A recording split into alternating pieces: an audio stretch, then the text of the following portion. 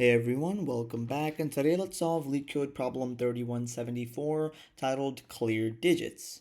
So we're given a string S and we have a simple task to remove all the digits in that input string S by repeatedly performing this specific operation. So effectively we first have to delete the first digit and then we have to then delete the closest non-digit to the left of that first digit and effectively return the resulting string after removing all of the digits in this exact same pattern or operation type. So to better put this into context and understand what this really means, let's go ahead and look at the first example. Example 1, we have our input string S to be ABC. In this case, of course, we're going to have the same exact output ABC because, of course, we depend on digits. Only if we do find a digit can we remove any non-digit characters after that digit. And in this case, since our input string S originally does not even have any digits, we can't remove any characters, and so we simply output the resulting string itself. So for example 2, we have our input string S to be CB34, a lot better of an example, and in this case we can actually remove all of the characters in this input string. Now the reason why is because, as you can see, again, to kind of reiterate what our digit is, basically we delete the first digit and the closest non-digit character to its left, right? And think about it. As we can see here, we have our 3 and 4 digits in the rightmost indices of this input string S, and to the left of these two integers, we have two non-characters. So first, we'd actually apply the operation on S at index 2, and then we'd simply remove that B to get S, or rather C4. Then we apply it on S at index 1, so we get S and then an empty string, right? We first remove this 3 and then this B, and then we remove this 4 and then the C, because think about it, C, B are both to the left of the two integers 3 and 4. And so once we remove both the integers and apply the operations on those two integers and remove the leftmost characters to the left of them, we eventually return with an output string, right? The key thing is that we have exactly two integers and we have exactly two characters to the left of those two integers. So for the constraints here, we see that the length of our input string S is not actually going to exceed 100, which is a very small value, at least in terms of runtime and memory complexities. And we also see that S is guaranteed to consist only of lowercase English letters and digits, and the input is actually generated such that it is possible to delete all the digits. So we're kind of guaranteed that we will always have valid inputs. So with the problem statement, constraints, and examples out of the way, I will give you guys a few seconds to just go over this problem in your head and think through the solution. And then in a few seconds, I will actually show you guys how I'd actually optimally solve this problem.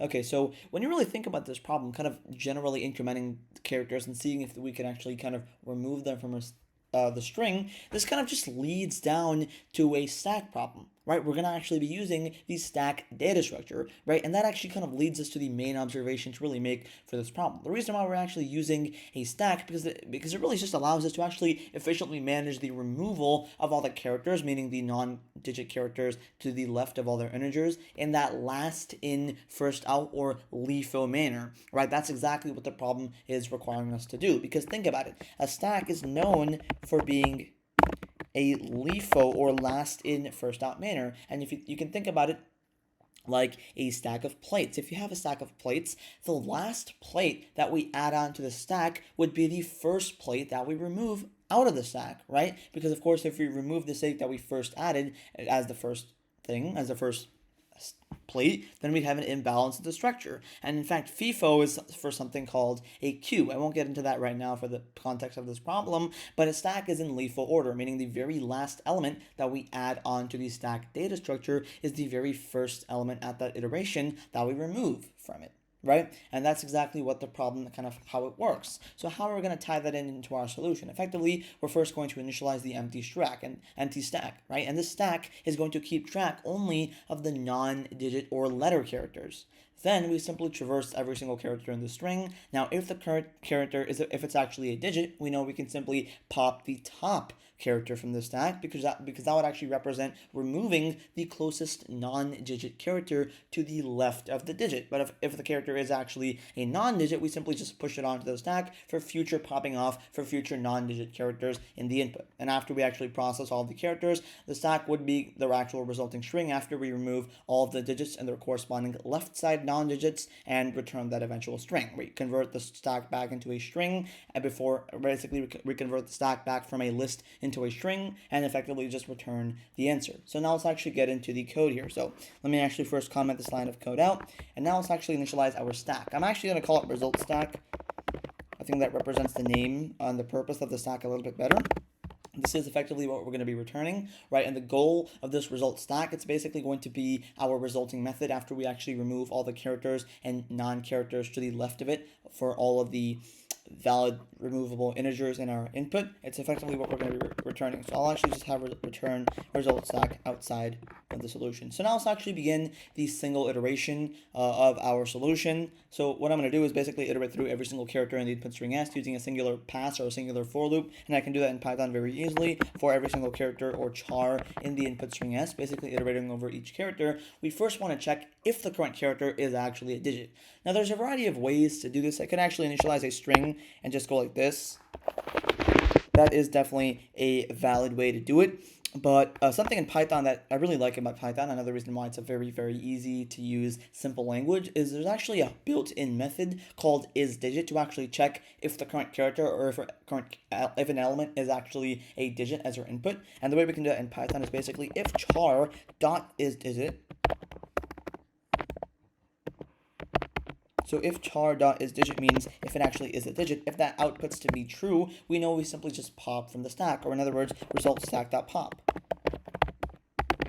Right? And that's a very simple way of just checking if the current character is a digit, right? But before we actually pop from the stack, we want to make sure that we have at least one character in our stack to make sure that it's non-null. And so if the current character is actually a digit and the stack currently is non-null, meaning if result stack is non-null, and the way to do that in Python is simply just check if result stack has any characters or not, like this. In that case, we know we can then pop from our result stack. So basically result stack.pop. Right, that kind of removes the top element, the first element in LIFO order from the stack, right? And effectively the way this kind of works is, first of all, we check if the current character is a digit using isDigit method, and if before we actually pop off an element from the stack, we have to first make sure that the stack is not empty, right, to avoid any errors from popping empty elements. Now, if the stack does actually at least contain one element and the current character is actually a digit, then we know we can then pop the topmost element from the stack. Right, that means we can use the pop method to remove that element, and that basically kind of demonstrates removing the closest non-digit character to the left of the current digit, right, if the current character is actually a digit. However, if that's not the case, meaning the current character char, if it's not actually a digit, meaning in the else conditional, we simply add it to the stack, right? So result stack dot append, it's some current character very simply, right? That means the current character is actually a non-digit character. We simply add it onto the stack because we know we have to use this non-digit character to the left of all the other digits further on in our iterations. And effectively, once this loop actually terminates, we simply have to return the resulting stack once we actually process all the characters. But there is actually one key thing that we're missing here. We want to output our resulting data structure or input in the form of a string. Right now, this stack is in the form of a list formally, and so the way we can actually convert it back into a string, of course, in other languages, you can just initialize a string, and then I'll add all the characters or append all the characters from the list to that string and effectively return that string. But a simple way to do that in Python is simply use the string.join method. And what this does is passing in the result stack as our parameter or input for this string.join method basically combines all the elements of the stack into a single string, kind of joining all the elements of the stack into a single string, and effectively resulting that single string as our result. So if I were to actually submit this, this would actually work, and this would be a valid solution. And as you can see, this really is just about as efficient as you can really get it to be. But before we actually kind of get into the last part of this video, let's go ahead and take a step back and really understand how and why the solution actually works. So effectively, let's go ahead and look at example 2. We see that our result stack is first initialized to be an empty list. Then we actually iterate over each character in the input string s. Now, the first character that we get in the first iteration of our input string s would simply be this character c.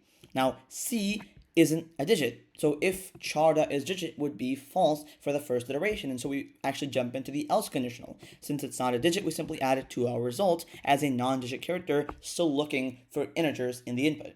Then we move on to the next value, b. It still is a non-digit character, so we simply add it to our stack. But now we see a 3.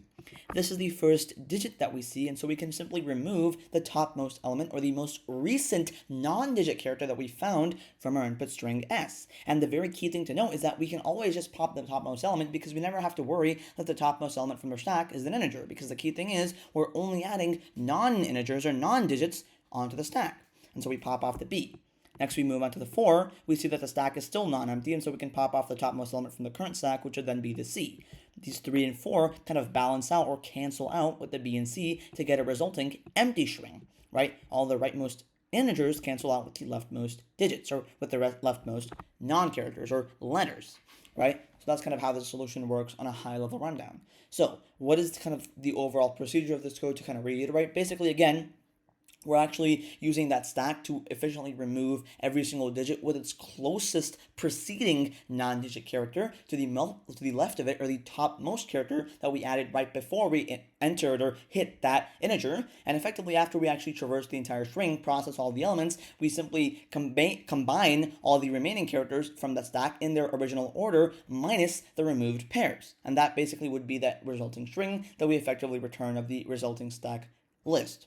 So for the time complexity, or the runtime complexity formally, this is actually going to be a simple big O of n, or linear time solution, and is going to be the number of characters in the input string s, or the length of our input string s. Why? Because of course we're really just iterating over or processing every single character in the string exactly once. It is a single pass solution with a single for loop here, right? And the memory or space complexity is also going to be big O of n, because in the worst case, our stack could actually store all of the non-digit characters from the input string s, especially if the input string s is just all non-characters without any digits. And so worst case, our bottleneck or fully simplified space or memory complexity is also a big O of n, or linear time solution, where n is again the number of non-digit characters in s, or basically on a high level rundown, worst case, the length of our input string s. So if you guys enjoyed the solution and learned something new, please consider liking this video and subscribing to my channel. And without further ado, I will see you guys in the next video. Bye-bye.